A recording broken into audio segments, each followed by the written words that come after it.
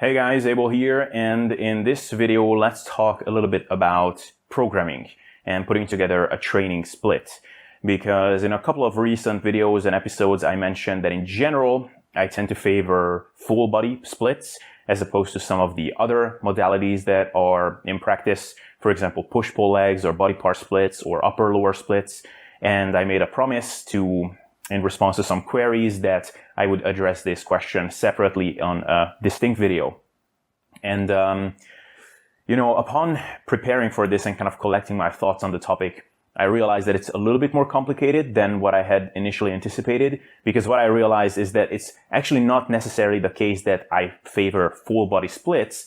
I just tend to favor a couple of principles or adhering to a couple of principles upon putting together a training program, which are typically, generally, most easily accomplished by full body splits. But it doesn't mean that you actually couldn't accomplish the same thing with something like an upper-lower split, but it would probably in practice require that you have more dedicated training days to accomplish those things. And I kind of operated with the underlying assumption, which is actually by no means obvious, that most people are like me in that they are more of a fan of a more moderate amount of training days in the gym per week. So with that, let's get into why in general I favor full body splits, and perhaps let's start out with talking about those principles which I mentioned, which I generally like to take into account when putting together a training program. And even before that, I just want to say that when I will be talking about these things, a lot of you will have thoughts like, well, but how much does it really matter? I mean, in the grand scheme of things, does it really matter whether or not you adhere to these things? And can't you accomplish the same thing by doing even a body part split or some of those things that now we think of as not optimal? And guys, whenever you have a thought like, well, does it really matter? You're almost always correct. I mean, we are talking about drug-free training and nutrition.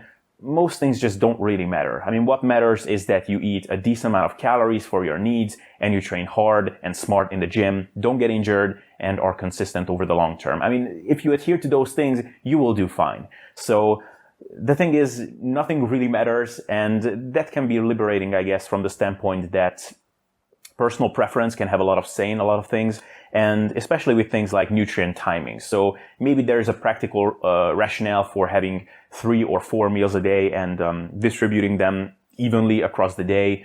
But if you prefer to do it otherwise and you like to do fasting for personal preferences, scheduling reasons, or anti-aging benefits or whatever, you can do that too and you will do fine. If you adhere to the big picture stuff like calories and training, you will have a good physique in a couple of years.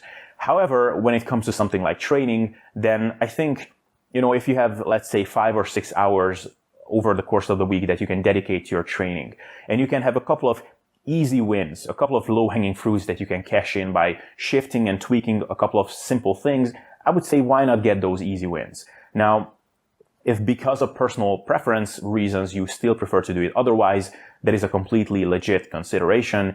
However, I would note that with training, it's sometimes worth thinking about whether it's your personal preference that tempts you to still do things otherwise, or it's just the fact that you're used to doing things in a certain way. Because I find that with training, it's often when you're about to do something which you're not used to, it's kind of like moving out of a flat. Even though you don't really like the neighborhood where you're living and it would be nice to have a change, when it actually comes time to moving out and packing up your bags and whatever, or looking up another flat on the internet or whatever, it's like, do I really need this? This neighborhood is not that bad after all. So it's good to keep in mind. But with that, let's get into the practical considerations or the principles that are important to me or what I like to adhere to when I put together a training program. So let's start out with the big picture stuff and then let's bring it into the more specific stuff. So the big picture stuff here is that the most important thing for me is that you perform an adequate amount of hard training in the gym and that you make that hard work as high quality and effective as possible. And of course, that you progress with that over time.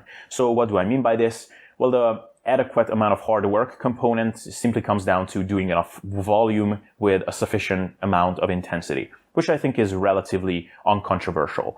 The effective and high quality component of this comes down to all things being equal, meaning that you're not injured or something like that. Basically, the higher weight and or the more reps you can do for any given unit of volume, so for any given set of any exercise, generally the better. And of course, the more fresh and low fatigue state you can be in while performing that unit of volume and create the environment in which you can effectively overload your training over time, the better. So that's kind of the big picture stuff. And what this means in a practical setting is that you want an intelligent distribution over the course of the week for your volume that you want to do for any given muscle group. So I guess the most easy way to illustrate the violation of this principle is that if you look at something like a body part split, which I guess is, for a good reason, is kind of increasingly getting abandoned by the more scientifically minded crowd. If you do a massive leg day, for example, and you do squats and then leg presses and then hack squats, I mean, this is kind of the classic illustration all the time that gets brought up, that by the time you get to the hack squats after doing squats and then leg presses, I mean, you will be so acutely muscularly fatigued that it's going to be a fraction of the weight that you will be able to use of what you otherwise could use. So it's just such an easy win, such a low-hanging fruit to just put those freaking hack squats on another day, or maybe put the leg presses and the hack squats both on separate days. You know, why not take advantage of this? Now, can you go overboard with this distribution? Of course you can. So, for example, let's say you have 10 sets worth of volume that you want to do for a given muscle group. Would it make sense to distribute it as much as possible and do all of those 10 sets on a separate workout? So for example, would it make sense to say, okay, I'm going to have 5 different workout days, and I'm going to have an AM and a PM session on those workout days, and I'm only going to do 1 set for that muscle group on all those workouts? I mean, that's obviously ridiculous. It's just an overkill. It's just the benefits you're going to get out from all that hassle that you need to take on to distribute your volume is just such a poor cost-benefit kind of scenario. And probably there's also some theoretical rationale for not undercutting your per session volume on any given workout by that much. But, you know, within the spectrum of doing a body part split and cramming everything into one session and just going way overboard with distribution, there is probably a sweet spot where you're kind of reaping the benefits of a smart distribution, but you're also not overkilling things just for the sake of distributing things as much as possible. And over time, through experimentation, both on myself and people that I programmed for, I found that the sweet spot mainly comes down to capping your per session workout volume out at 20-ish working sets. You can go a little bit over that, but I think it's a good practical cap just to manage fatigue within the sessions. This also typically translates down to 6 to 8-ish exercises or movements per session.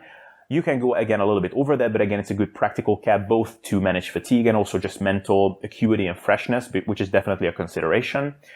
It also comes down to typically 3 to 4, maybe 6 sets per muscle group per session, erring more on the side of 3 to 4 with low to moderate volume programs and maybe up to 6 occasionally with higher volume programs, and 3 to 4 weekly frequency per muscle group for the most part, erring more on the side of 3 with low to moderate volume programs and 4 with higher volume programs, and also erring more on the side of 3 with bigger muscle groups which incur more muscle damage, more stretch under load, and 4 with smaller muscle groups which are typically trained at shorter muscle lengths, for example, the side delts. And also, typically I like to have 1, maybe 2 exercises for a given muscle group per session, erring again more on the side of 1 with lower volume programs, with sometimes 2 with higher volume programs, which is occasionally necessary. I mean, if we just take a hypothetical scenario in which we have, let's just take a couple of exercises, not an entire training split, but just let's take a few exercises and let's see how we would distribute all of these with different types of training setups. So let's say we have flat bench press, incline press, flies, squats, leg presses, leg extensions. Then we have, let's say, overhead presses, lateral raises, and upright rows. And let's just stick with these. How would you distribute these with a bro split? I mean, then it's pretty clear cut. You would put flat press, incline press, and flies in the same session. You would put squats, leg presses, and leg extensions in the same session, etc. So, you know, it pretty much right off the bat violates all of these principles that I just outlined in the beginning. Is a push-pull legs setup better?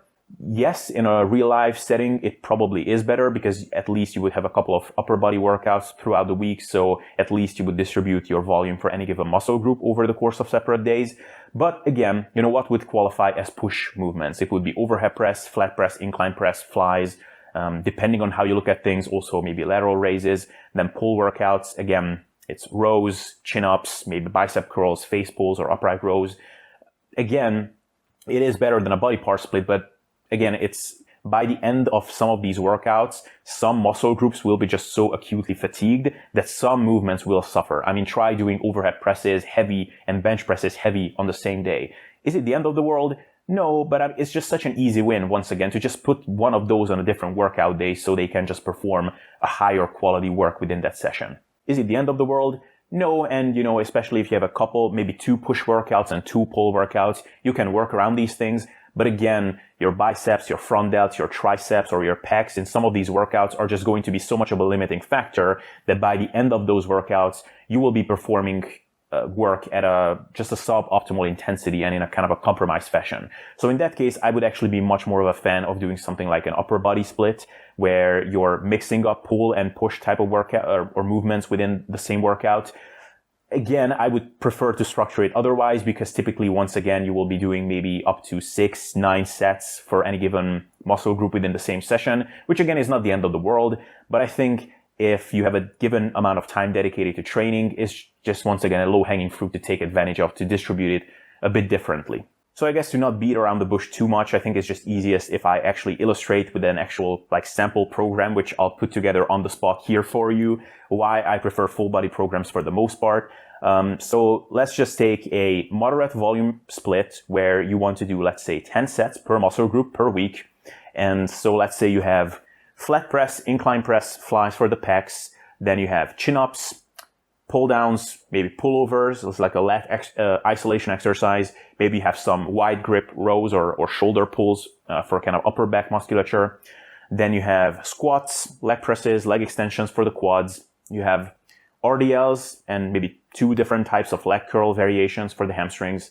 Then you have maybe 2 different calf raise variations. And then you have some bicep and tricep isolation work. Did I miss out anything? Overhead presses, lateral raises, and face pulls, let's say, for the delts.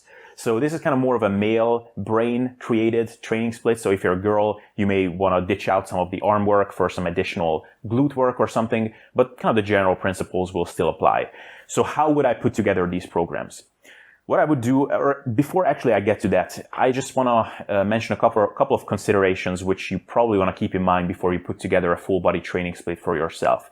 And one of that is to manage fatigue within your sessions, and the other one is to avoid running into practical considerations such as your training sessions just running excessively long because of excessive warm-up time, for example. So, one nice advantage that a body part split has, for example, is that you pretty much only have to warm up for your first exercise, because after that you're just performing similar movement patterns for the same muscle group, obviously, so you don't need to warm up for those. Actually, it's a good point to mention that contrary to common belief, warming up, it's not like we kind of intuitively have this idea that if we warm up, that greatly reduces the risk of injury or elevate our performance. It's actually, the best of my knowledge, it's actually by no means clear from the scientific literature. It's intuitive, it kind of makes sense. We think of it as, okay, our joints kind of get nicely lubricated and they become these elastic, flexible structures which will be able to really nicely resist heavy loads. So we will both be safe from injury and will perform much better if we do some warm-up sets. And otherwise, they are just these rigid, stiff structures which will just break under heavy weights. It's actually not like that at all. Now, in a practical sense, it probably does protect against injury and also elevate performance, but mainly because of practicing of the movements before getting into heavy lifting. And, in a practical setting as well, most of us are just pretty sedentary during the day. So, for example, if I get into the gym and just try to squat down to depth, I will just fall on my ass simply because of my ankle mobility. So I will need to do some warm-up sets for squats. And again, because of getting into the groove of things and reinforcing the proper movement patterns, it's probably safe or smarter to do some warm-up sets before you get into any sort of, especially more technical exercises. So, what I'm getting at though is that you probably don't want to do something like heavy squats and then heavy overhead presses in the same session, because both of them are just technically pretty difficult exercises to carry out. And if you do that, then yeah, you will waste some time warming up too excessively. And since I mentioned squats and overhead presses, it's also probably good to structure a full body routine in a way that you don't have a lot of full body, really demanding exercises, which just tax you cardiovascularly too much. Because, I mean, if you do a heavy set of squats or a heavy set of overhead presses, it's not just your quads or your delts that are fatigued. I mean, you just are fatigued on the whole. You're pretty much tanked. And part of it is cardiovascular fatigue. I mean, you just exert a ton of effort. You hold your breath, you brace during the movement, which really fatigues you, simply because of the breathing technique. But also you're just using a ton of muscle mass on your body on the whole, a ton of stabilizing muscles. So you're just going to waste a ton of kind of recovery capacity within any given session. So it's good to generally have 1 or maybe 2 full body heavy movements per session. That's also the reason why I'm generally not a fan of just having heavy days or light days period in your training program. Because if you have a heavy day when all of your movements are heavy with low reps, then only the first 1 or 2 exercises are going to be high quality. By the end of that workout, you will be just pretty tanked and you will be losing a lot of reps or weight on your movements. I'm more of a fan of having 1 or 2 heavy movements in any session for different muscle groups and then rotating through them over the course of the week to manage fatigue. So those are some practical considerations before you start putting together this workout. And then, so let's look at this split that we are about to put together with these exercises. I'm just going to put it together on the spot for you, and then I'm going to put the whole thing up on the screen so that you can see it. But I'm going to do it after I actually put it together here on the spot, because I'm not cheating. I'm doing it from my head. So let's say day 1, what I would do is I would do bench presses, because on the first day of the week, obviously you need to be doing bench press because that's International Bench Press Day. Ideally, it's also on a Monday to make it even more internationally accepted, I guess. So you would do bench press, you would do wide grip rows, then you would do lateral raises, then you would do hamstring curls, then you would do calf raises, and maybe some tricep extensions at the end of that workout. So let's look at this one. It kind of looks like a completely arbitrary random split, which I might add is nothing wrong with making it arbitrary. I think what is arbitrary is often these classifications that we give, or that we give things like push-pull legs or upper lower. I think it's more about just distributing work for any given muscle group over the course of the week. So if you look at bench press and then rows, it's really nice because they are antagonistic movement patterns and muscle groups, so you can even pair them up, which is time efficient and nice. Then you do lateral raises, which is pretty much independent from both of those movements or muscle groups, so fatigue is not going to be an issue. Then you do hamstring curls, which you probably don't even need to warm up for those. Maybe just do 1 light set before you get into your working set, just to adjust the machine to your body proportions or femur length and whatever. Then you do calf raises, which technically pretty much the demand is 0. So you can probably just do it without even warming up, especially if you do it with higher reps. And then you do tricep extensions at the end with some higher reps. And you can even pair that up with any of the prior exercises that I just mentioned, except with the bench press, because that uses the triceps as well. But you can pair it up either with the hamstring curls or with the calf raise. Then let's say day 2. You would do, let's say you have a day off between day 1 and 2. Then on day 2, you would do some medium rep leg presses. You would do some heavier overhead presses. You would do some lighter pull downs. You would do flies. And then you would do face pulls and maybe some curls. On day 3, you would do RDLs. You would do some chin-ups, maybe another lateral raise variation, maybe some calf work and leg extension, and at the end, maybe, I don't know, you would do some abs if you want. And then on day 4, you would do squats, you would do incline presses, some straight arm pullovers, maybe some wide grip rows or shoulder pulls again, and maybe some curls and some leg curls at the end, and maybe some calf work again if you want. And if you look at any of these workouts individually, it's typically 1 or maybe 2 heavier movements or full body movements per session. So fatigue is not going to be an issue because the rest is kind of just fluff work to round up the volume that you need to be doing for your muscle groups. And sessions are pretty short and manageable, and recovery is basically never going to be an issue. It may look a little bit random at first, and because our brains like structure and kind of clear-cut rules and boundaries like upper, lower, push, pull, these kinds of things. It's not adhering to any of those principles, but it does adhere to the principles that I mentioned in the beginning.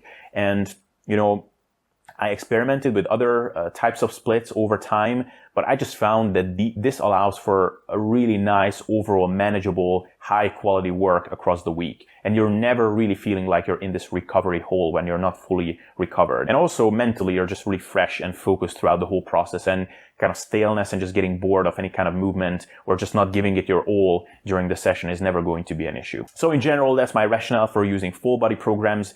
I think it's just a really convenient, easy, and practical way to distribute your volume in a high quality manner across the week. You might prefer to do it otherwise, and that's fine. But this is how I like to program. I hope this helped, and I hope it answers some of the questions which I got over previous videos. And I should also add, because I got asked before, how many sets do I do per muscle group? For one, keep in mind that it doesn't really matter how much I'm doing, because it will most likely have zero relevance for you. However, actually I do plan to do a video where I'm outlining my rationale for lowering my training volume, even though I was a real volume junkie not that long ago, but why I'm doing pretty low volume programs these days. My workout volume for my muscle groups ranges from 8 to 12 sets typically. Depending on how you count things and how much you're counting overlap with certain muscle groups, you could argue that for my rear delts, I'm doing like 14, or my side delts, I'm doing 14. But typically I'm aiming for 8 to 12 sets. And I'm doing more volume for the muscle groups that are more important to me, and also that are a bit more advanced, because just like most bros, I was actually training my upper body long before I started training my lower body. So my lower body can still benefit from a low amount of volume and still grows nicely. And also, of course, certain muscle groups are just recover much faster. So you can hammer your side delts and rear delts pretty fast. But I will do a separate video on how I experienced much better growth from low body or low volume routines, and why I think that a lot of people overdo volume, and also why just doing the high volume routines I think is just a really insidious temptation that we often fall for. So anyway, this was another ramble. I don't know how rambly this was. Hope I managed to collect my thoughts on the matter somewhat concisely, and I hope you enjoyed this one.